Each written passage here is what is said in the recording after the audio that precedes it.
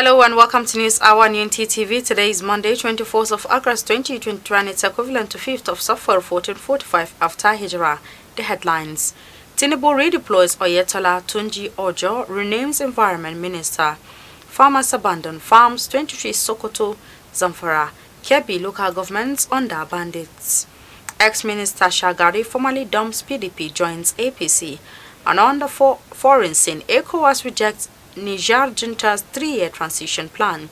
And in sports, Spain beats England 1-0 to win 2020 Women's World Cup as West Ham sinks Chelsea 3-1 in English Premier League.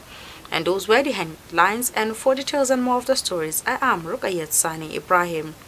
President Bola Ahmed Tinubu on Sunday redeployed ex-governor of Osun State and Minister-designate Adeboyega Oyetola from the Ministry of Transportation to the Ministry of Marine and Blue Economy.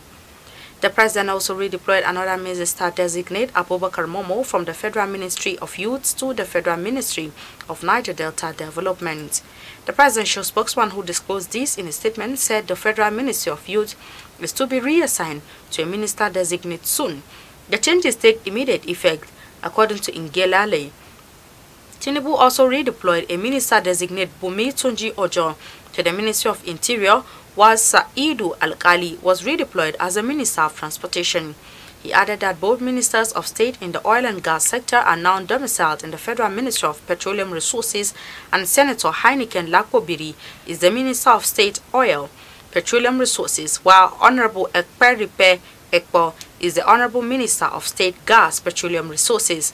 Ngelale further said the President approves the renaming of the Federal Ministry of Environment and Ecological Management as the Federal Ministry of Environment. As the ministers take the oath of office today, the priority focus of the federal government will be on the economy and security. Top presidency sources informed newsmen on Sunday that appointees will be guided by the 8-point agenda of the president, as stated in his election manifesto.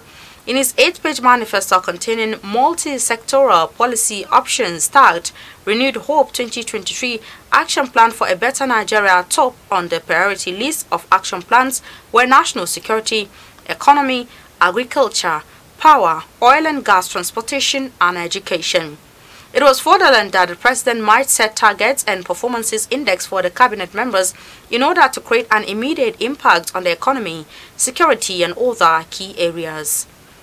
The housing allowance for the newly appointed ministers may cost the country about 343.25 million naira yearly, according to findings by newsmen.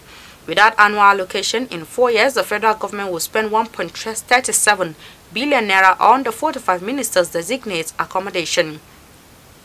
The allowances are based on data collated from a document obtained from the website of the Revenue Mobilization and Fiscal Allocation Commission. It covers allowances for accommodation, 200% of basic salary, domestic staff, 75% of basic salary, utilities, 30% of basic salary, and furniture, which is 300% of basic salary. Unlike other allowances paid monthly, furniture allowance is usually paid once in 4 years. The President Bola Ahmed Tinubu recently unveiled the portfolios of his ministers. In the list obtained by newsmen in Abuja, it was noted that the names of a former governor of Kaduna State, Nasir El-Rufai, a former national women leader of the All Progressives Congress, Stella Oketete, and a ministerial nominee from Taraba State, Eladi Abubakar, were missing.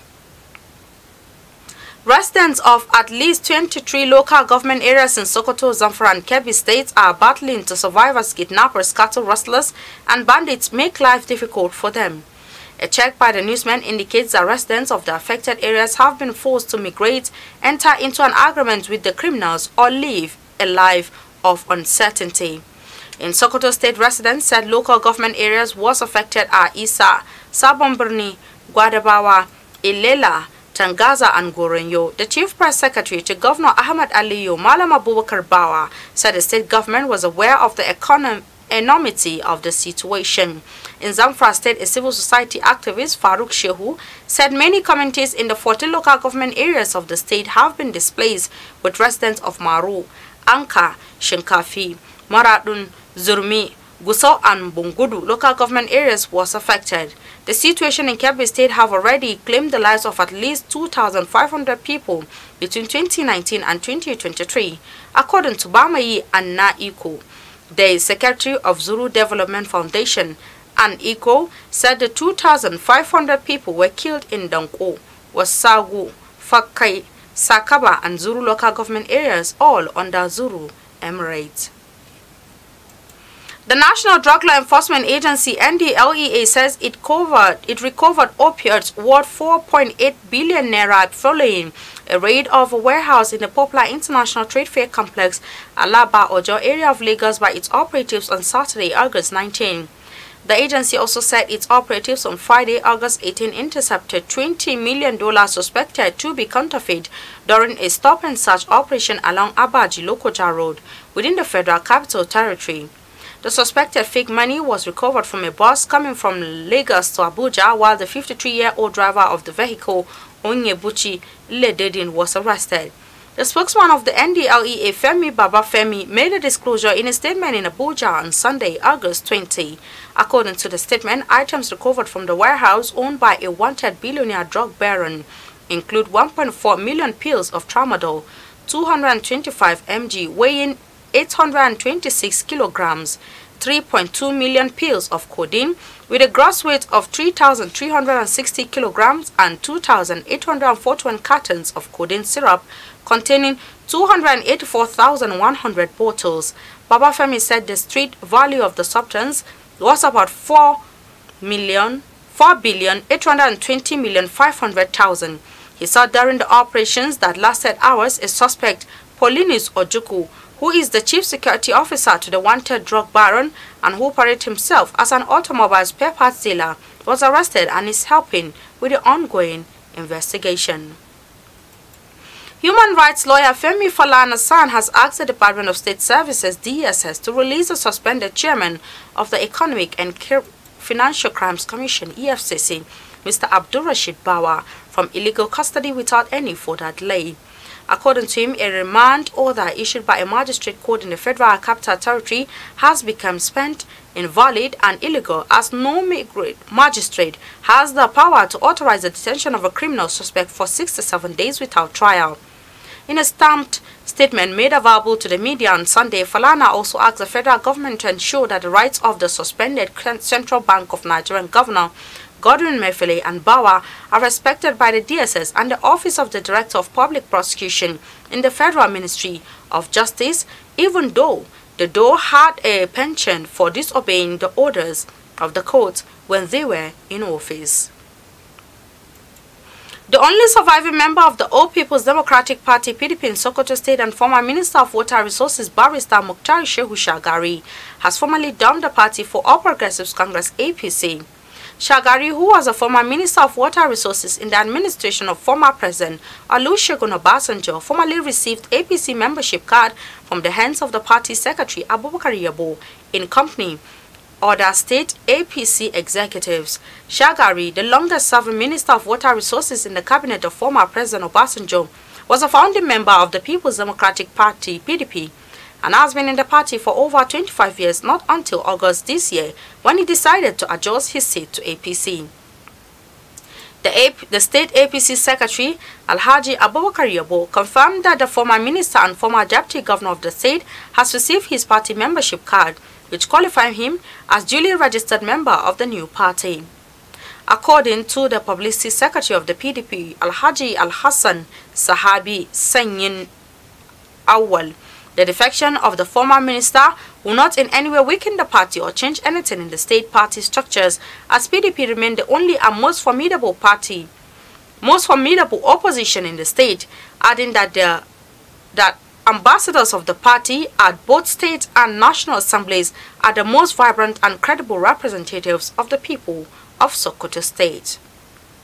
And on the foreign news, the Economic Community of West African States, ECOWAS, has rejected a 3-year transition plan proposed by Niger Republic's military junta.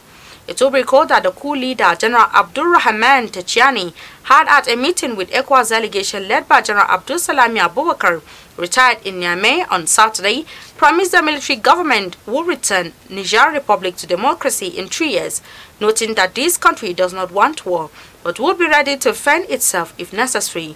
Meanwhile, thousands of Nigerians flooded the streets yesterday declaring support for the military junta.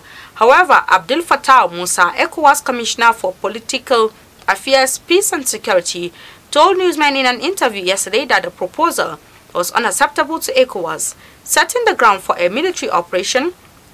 The official also noted that already there are deep divisions within the presidential guard, which ousted President Bazoum, saying should ECOWAS launch an attack on Niger Republic, the majority of soldiers in the presidential complex will flee. This is even as Pope Francis yesterday canvassed a diplomatic solution to the political crisis. And in sports, Spain beat European champions England 1-0 to become the Women's World Cup champions in the final at Stadium Australia in Sydney on Sunday. Captain Olga Carmona fired Spain ahead in the 29 minutes, coolly finishing in the right-hand corner after a rapid counter-attack.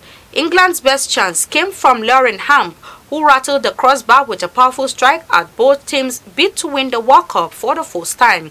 The game was briefly interrupted by a fan running on the pitch wearing a Free Ukraine t-shirt before being tackled by security. In English Premier League, however, 10-man West Ham sinks Chelsea 3-1 as Chelsea boss Mauricio Pochettino suffered his first defeat.